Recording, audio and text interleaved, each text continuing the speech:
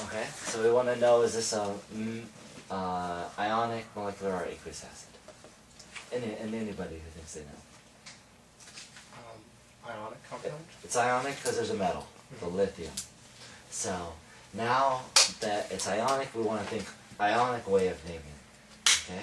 It has a polyatomic, the OH. This is called hydroxide. Most of the time with ionics, the first name is just as is. So, lithium. And the last name is the name of the polyatomic, hydroxide. Is that okay? Okay, let's increase difficulty. The ide comes with the hydro, right? Yeah, Suffix. that's right. There's no suffix here. This is named hydroxide, the OH, so it keeps it. If it was sulfate, it would be sulfate. Whatever it is, stays as is for ionics. This next one's pretty similar. Same polyatomic. It's still ionic because of iron. Now we have, because of the iron, it's a transition metal. It's a transition metal that can be named Latin. So we're going to go both possibilities. Before we do that, what would be the charge on iron? 3+. Yeah, it's 3+, so you would have to know that this is -1. So you'd have to know that hydroxide is -1. There's 3 of them, so this has to be 3+. So the two ways you can name it, one's in English. Again, name as is. We just want to specify what iron it is, so iron 3. And then the last name is still hydroxide. Or you can name it Latin, so you need to know the prefix for the Latin, fer, and then the suffix is ic because it's the higher one, so ferric hydroxide. Okay. You could really choose which one you wanted, but if I gave you this second one, you have to write the formula, you'd still have to know the Latin somehow. And by higher one, you mean Could be 2 or 3, right? Right. Iron can be 2 or 3.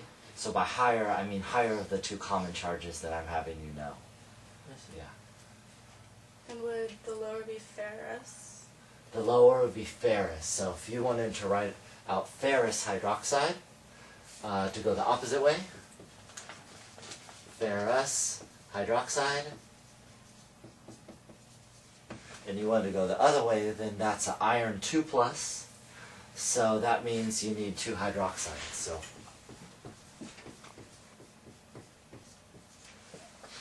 is that okay? Yeah. Okay. Let's keep going since we're on a roll. Let's see. I will.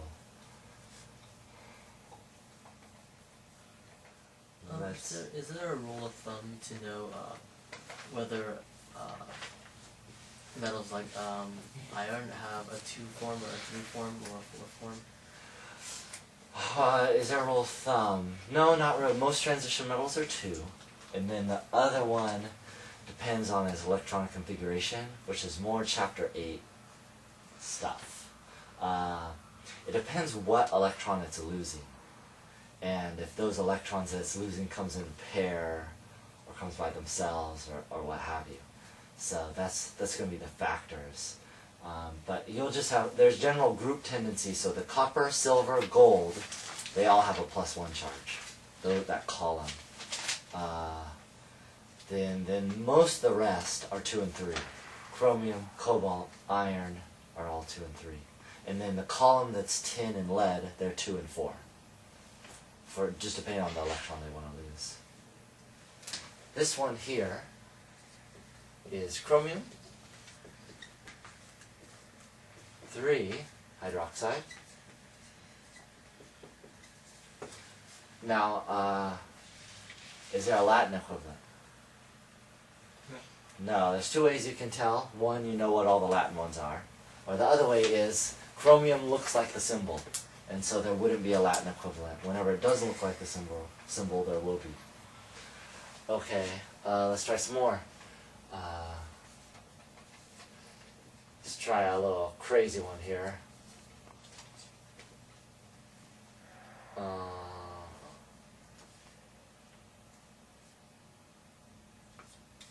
Okay, this one's a little painful. First of all, what of the three types is it? Ionic. It's ionic, it has a metal, the manganese. Manganese is going to be named as is. It'll be as a transition metal with the parentheses. Manganese. So that's going to be totally normal. We need to put the parentheses in the charge. We'll figure that out in a second. Does anybody know the name of this thing? Hydrosulfide. Yeah, so SO3 is sulfite. So this is hydrogen sulfite. So it's similar to the SO3. You could also call it bisulfite. There's some other variants for it. Now what's the charge on this right here? The HSO3. -1 for each. There's 2 of them, so -2.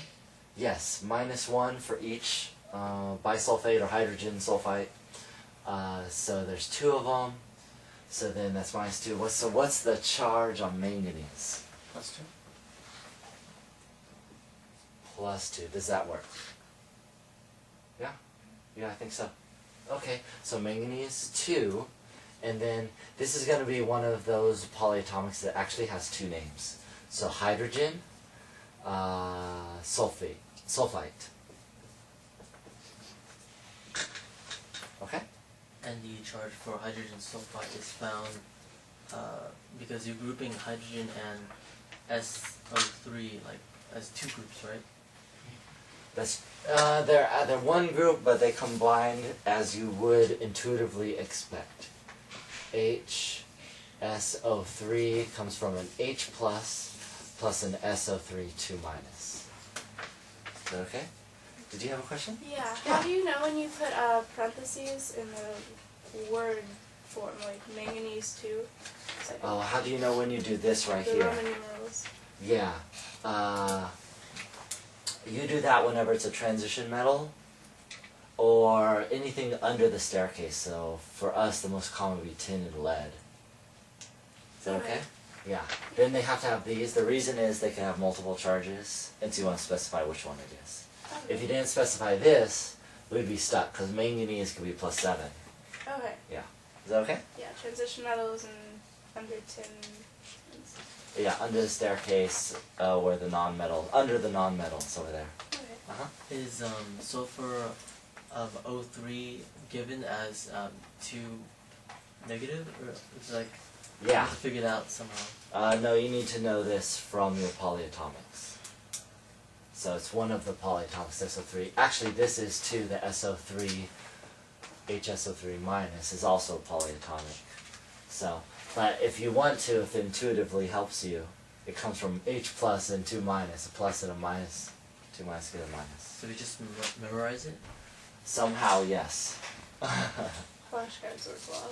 Flashcards, yeah. Those polyatomics on that page you need to know. Next time I'll do a couple mnemonics for you, but essentially that's it. You want a couple more? Okay.